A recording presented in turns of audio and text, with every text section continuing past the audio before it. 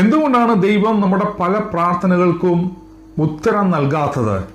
നാം പ്രാർത്ഥിക്കുന്ന ചില പ്രാർത്ഥനകൾ ദൈവം മറുപടി നൽകുന്നില്ല. നാം പലപ്പോഴും വിചാരിക്കുന്നത് ദൈവം നമ്മെ മറന്നുപോയത് കൊണ്ടാണ്, അല്ലെങ്കിൽ ദൈവം നമ്മെ സ്നേഹിക്കാത്തത് കൊണ്ടാണ്. എന്നാൽ അങ്ങനെയല്ല. ദൈവം ആഗ്രഹിക്കുന്നത് അതിലും വലുതെന്തോ ദൈവം നമുക്ക് വേണ്ടി കരുതി വെച്ചിരിക്കുകയാണ്. ഒരിക്കൽ ഏലിയാവ് പ്രാർത്ഥിച്ച പ്രാർത്ഥന ചൂരച്ചെടിയുടെ ചുവട്ടിൽ നിന്നുകൊണ്ട്, മതി യഹോവേ മതി, എന്റെ പ്രാണനെ അങ്ങ് എടുത്തുകൊള്ളണമേ. ദൈവം ആ പ്രാർത്ഥന കേട്ടില്ല.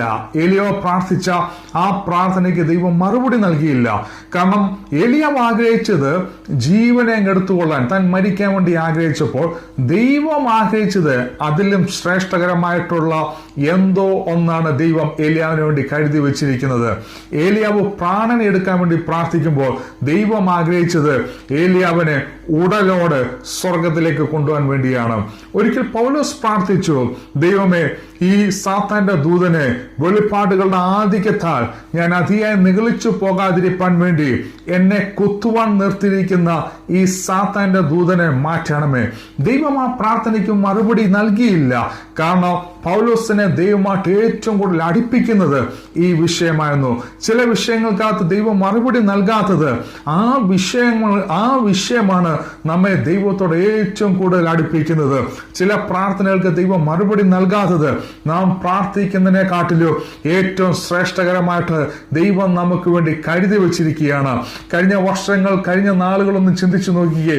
നാം പ്രാർത്ഥിച്ച പല പ്രാർത്ഥനകൾക്കും ദൈവം മറുപടി നൽകിയിരുന്നെങ്കിൽ ഇന്ന് നാം അനുഭവിക്കുന്ന പല നന്മകളും അനുഭവിക്കാൻ കഴിയുകയില്ലായിരുന്നു. പക്ഷെ ദൈവം നമ്മെ സ്നേഹിക്കുന്നതുകൊണ്ട്, നമ്മെ മറന്നു കളഞ്ഞതുകൊണ്ടല്ല, നമ്മളെ ഉപേക്ഷിച്ചതുകൊണ്ടല്ല, അന്ന് ആ പ്രാർത്ഥനയ്ക്ക് ദൈവം മറുപടി നൽകിയിരുന്നെങ്കിൽ ഇന്ന് നാം അനുഭവിക്കുന്ന പല നന്മകളും അനുഭവിക്കാൻ കഴിയുകയില്ലായിരുന്നു. അതുകൊണ്ട് വിശ്വസിക്കുക, ഈ ദിവസങ്ങളിൽ നമ്മൾ പ്രാർത്ഥിക്കുന്ന ചില പ്രാർത്ഥനകൾക്ക് ദൈവം മറുപടി നൽകിയില്ലെങ്കിൽ അതിനർത്ഥം അതിലും ശ്രേഷ്ഠകരമായിട്ട് എന്തോ ഒന്ന് ദൈവം നമുക്ക് വേണ്ടി കരുതി വെച്ചിട്ടുണ്ട്.